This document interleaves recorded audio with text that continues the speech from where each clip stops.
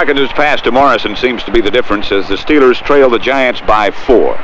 With only a few seconds remaining, they've called time while Shiner plots strategy with Chuck Noll. Here comes Shiner back to the huddle, and will be underway as soon as Shiner calls the play, which will almost certainly be a pass. Shiner's already thrown 2 touchdowns to Roy Jefferson, and he'd like nothing more than to make it 3. Here they come. He splits Henderson to the left and Jefferson to the right for what will probably be the Steelers' last play here at Pitt Stadium. But we'll talk about that later. Right now, Shiner sets his line and looks over the Giant defense.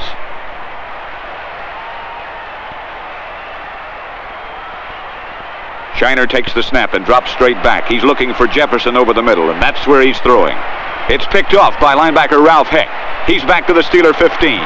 And there's the gun to end the game, and the Steelers drop another close one, 21-17. What can we say? Hopefully the Steelers can leave this type of misfortune here at Pitt Stadium, because in 1970, Roy Jefferson, Joe Greene, and company will operate out of brand new Three Rivers Stadium. That's where the Steelers will play this year. A multi-million-dollar showcase for big league sports in a big league town. Located within walking distance of downtown Pittsburgh, Three Rivers will offer a new concept in sports facilities. With a 300-room inn, restaurants and banquet room, and color-coded seats, escalators, and elevators to guide you easily to one of the 50,000 theater-type seats with no knees for a backrest. Three Rivers is a confident investment in the future of Pittsburgh, but it represents only one reason why Steeler fans can't wait till this year.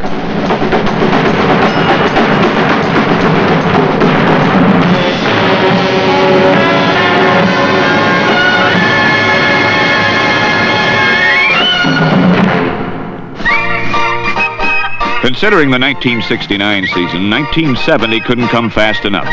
But on opening day against the Detroit Lions, the Steelers were able to realize their potential to come up with a satisfying, if lonesome, victory. With Dick Shiner, number 17, throwing, the Steelers created several scoring opportunities in the first half. These opportunities became points as Gene Mingo kicked 3 field goals.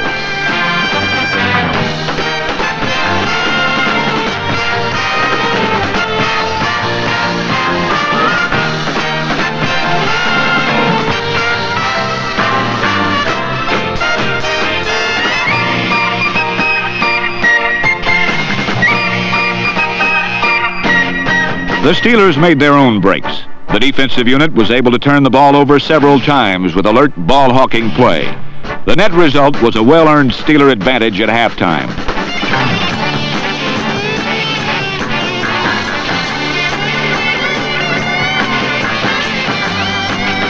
The talented Lions gained the lead in the second half on a touchdown pass and a field goal.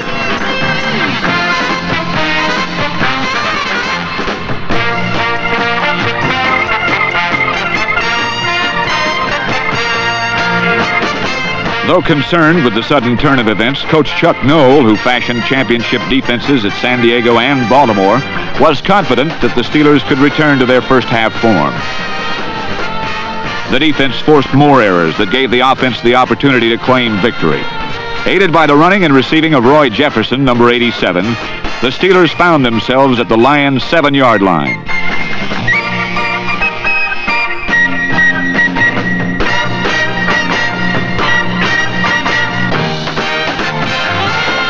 A field goal would not be enough, however. The Steelers had to score a touchdown.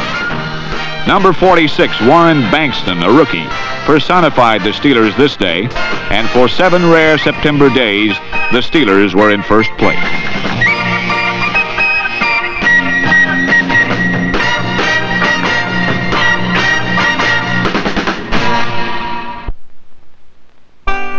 The Steelers had beaten the Lions by running the football. And the man who ran the football more times for more yards than any other Steeler was Dick Hoke. Dick possesses not only drive and enthusiasm, but also the elusive quality of leadership through example.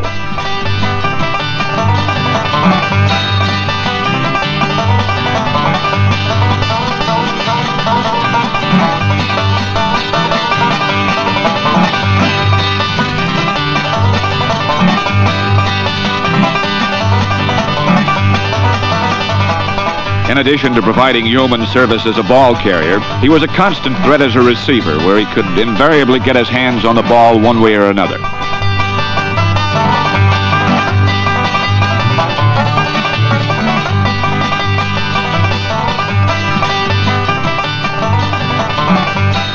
The ferocity of a goal line defense is the ultimate test of any running back, and Dick Hoke proved again in 1969 that he is in a class by himself.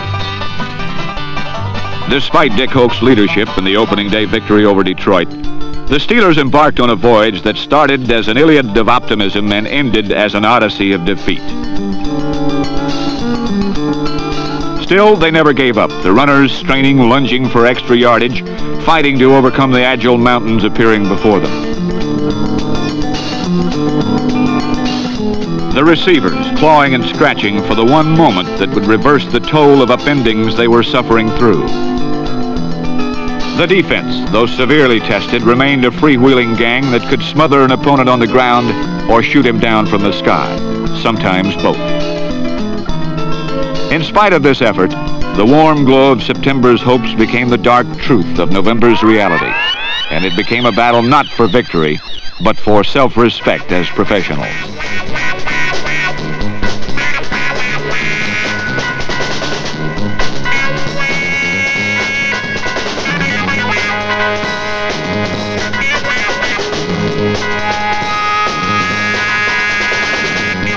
At times, even the rudiments of the game escaped their grasp or slipped from their fingers. But even though the Steelers could not stop their downward slide, there were many moments worth remembering.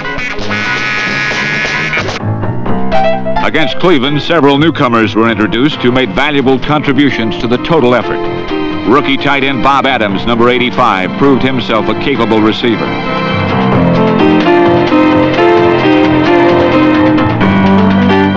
Defensive end L.C. Greenwood, number 68, became a consistent performer. But the most demanding position for a rookie to handle capably is quarterback. And Terry Hanratty, number 5, put on quite a show for the 80,000 in Cleveland. He threw to several receivers for long gains and touchdowns.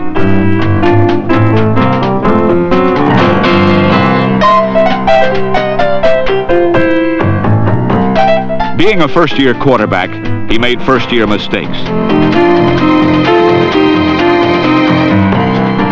Mistakes which resulted in 2 Cleveland touchdowns. It was a tough situation for even a seasoned quarterback. But instead of bowing to the pressure, Terry generated pressure of his own.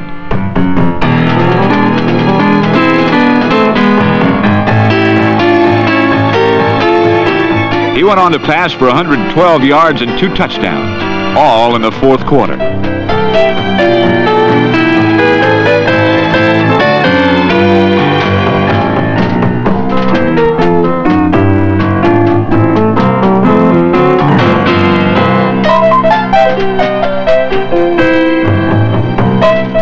Although his unique style was reminiscent of Crazy Legs Hirsch, there could be no doubt as to his courage.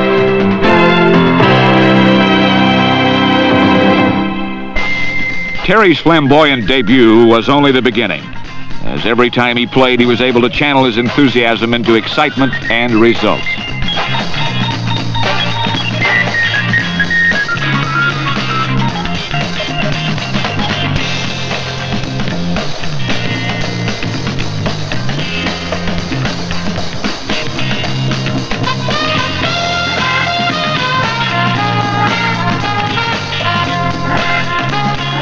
Of course, all that running around nearly turned the galloping ghost into the headless horseman. As a result, he began staying behind the line and doing what comes naturally to a quarterback, throwing the football.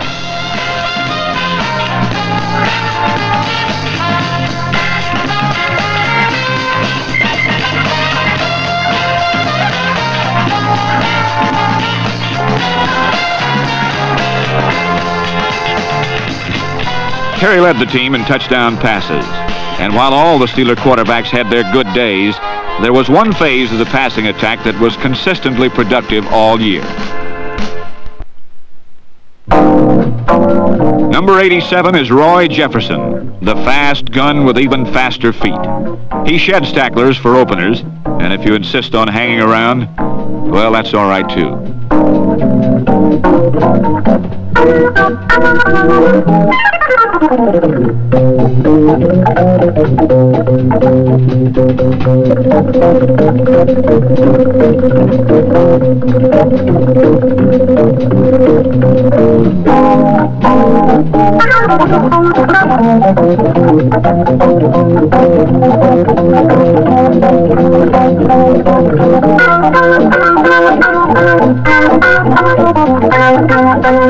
His combination of speed, strength, and deception makes Roy Jefferson one of the most exciting receivers in football.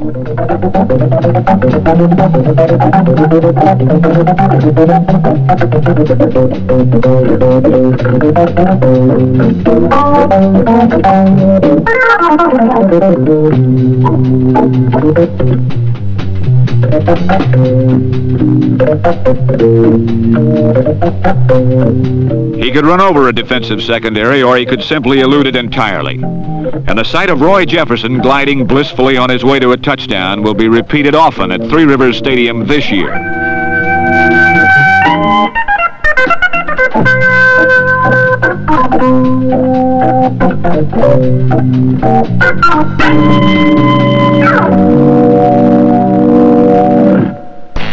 Under a dismal sky, but with high spirits, the Steelers hosted the New York Giants.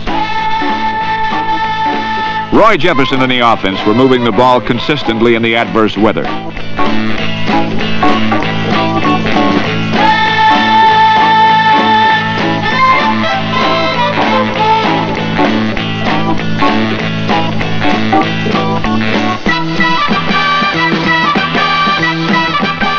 The passing combination of quarterback Dick Shiner and Roy Jefferson was enhanced by the crackback thrusts of Dick Hoke.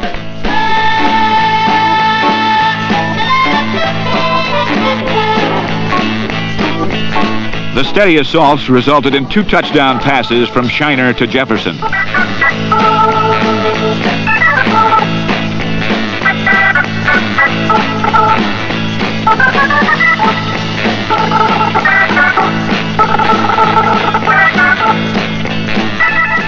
The Giants countered with 2 drives of their own, and the game was tied in the 4th quarter at 14-all.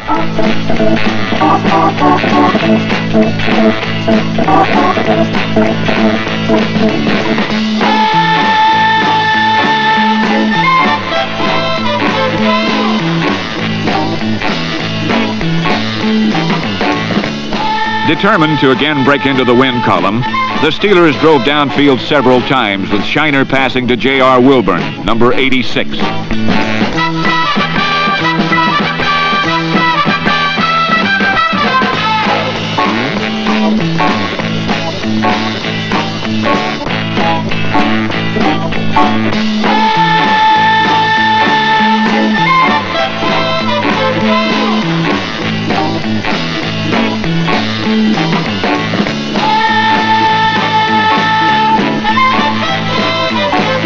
Then it happened again.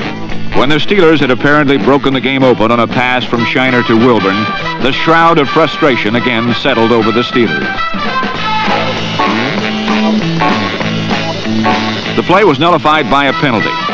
So in the last seconds, trailing by 3 points, not 7, it was the Giants who had the last chance to claim victory.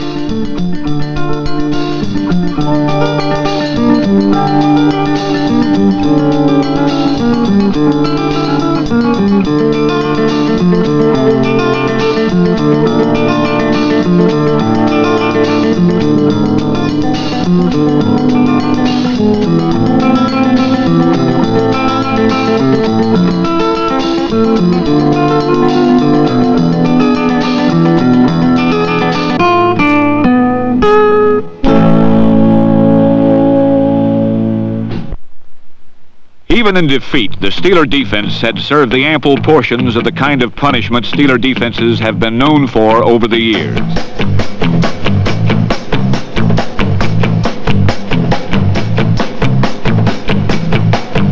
In only his first year as the starting middle linebacker, Ray May, number 59, led the head-snapping Steeler charge.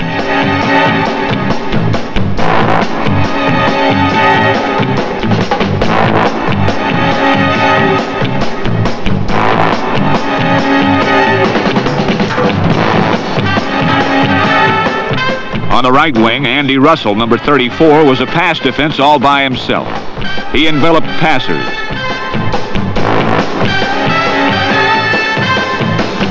Pass receivers. Or passes themselves.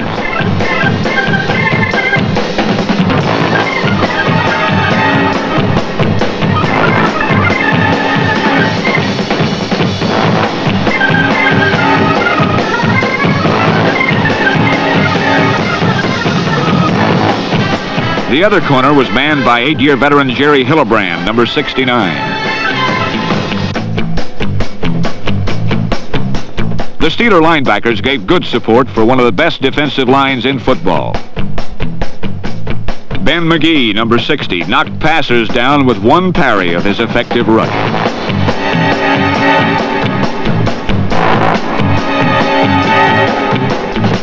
He has the strength to leap out of a crowd to smother a ball carrier, and the mobility to drop one in the open.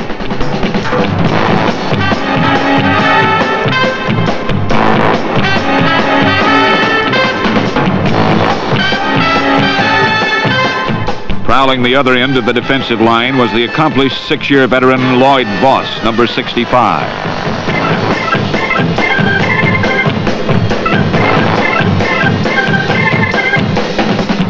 Steeler linemen have always been tough and respected throughout the league, but none has ever excelled in his first year the way one man did in 1969. Joe Greene, the Defensive Rookie of the Year. To opposing quarterbacks, he's the twilight of a career. To the Steelers, he's the dawn of a new era.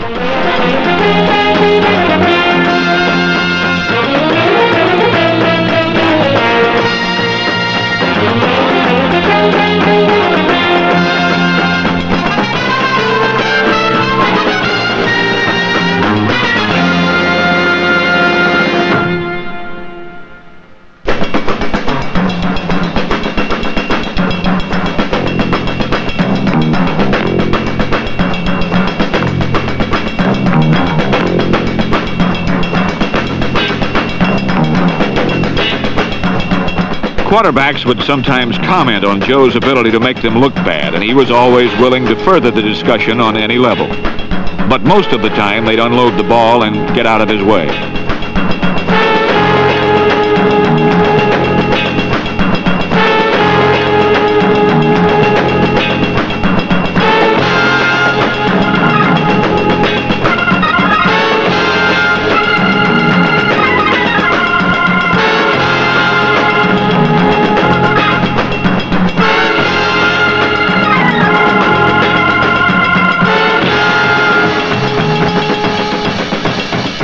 What makes Joe so effective is his savvy, and matched with his strength and range, Joe gave a new meaning to an old phrase. He doesn't pick him up and lay him down. He lays him down, then he picks him up.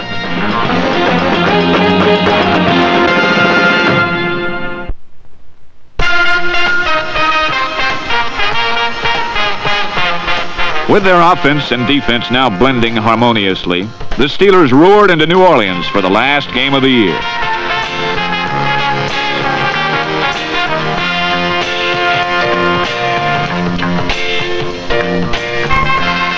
In the first half, the defense played up to their devastating potential.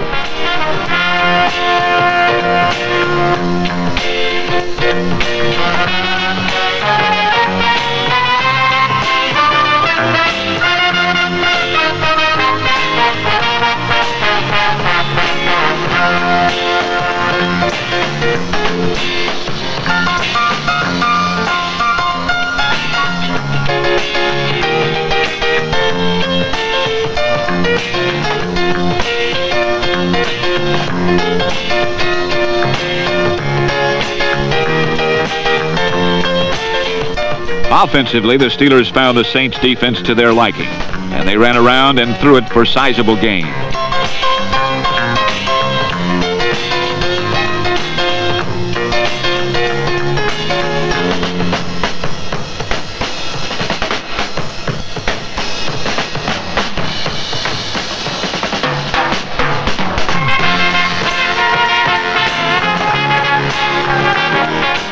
With J.R. Wilburn and shoeless Roy Jefferson running end-around plays and John Henderson catching Dick Shiner passes, the Steelers looked like they were going to score a bushel of points. And they did.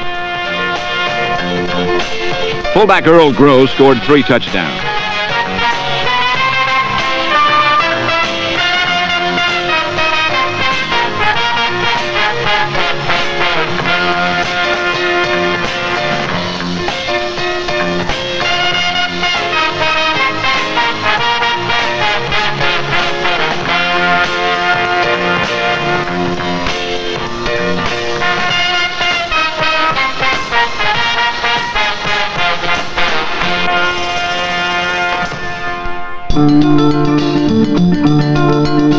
But suddenly the Saints caught fire, and the Steelers' lead melted in the warm New Orleans sun. With the game in doubt, the Steelers seemingly put the game out of reach when Ray May sprinted 70 yards with a pass Jerry Hillebrand had batted into the air. Incredibly, it was called back on a minor penalty, and the Saints had a last-minute chance for victory.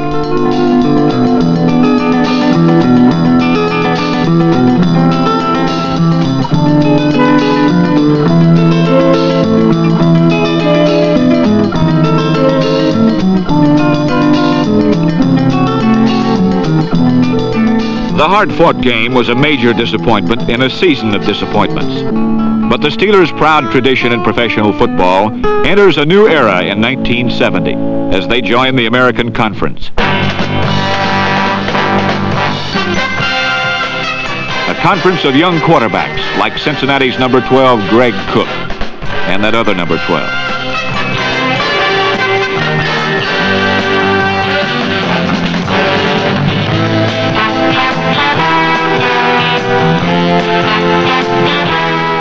New York and Beaver Falls' own Joe Namath, whose rifle arm can fire bullets and cream puffs.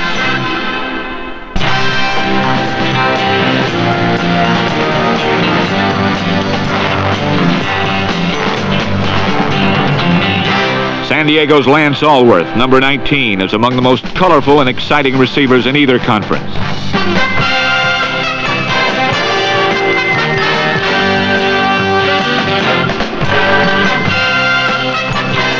Buffalo's O.J. Simpson promises to be one of the game's truly great runners.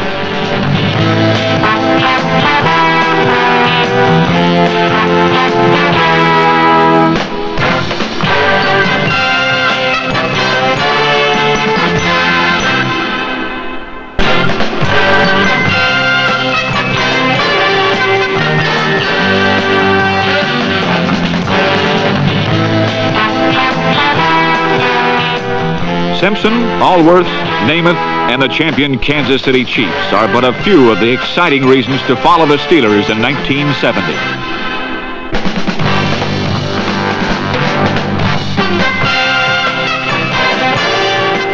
As for the Steelers themselves, they are young, willing, and as capable as any club, and they are most anxious to prove themselves in 1970. The team itself, probably more than anybody else, can't wait till this year.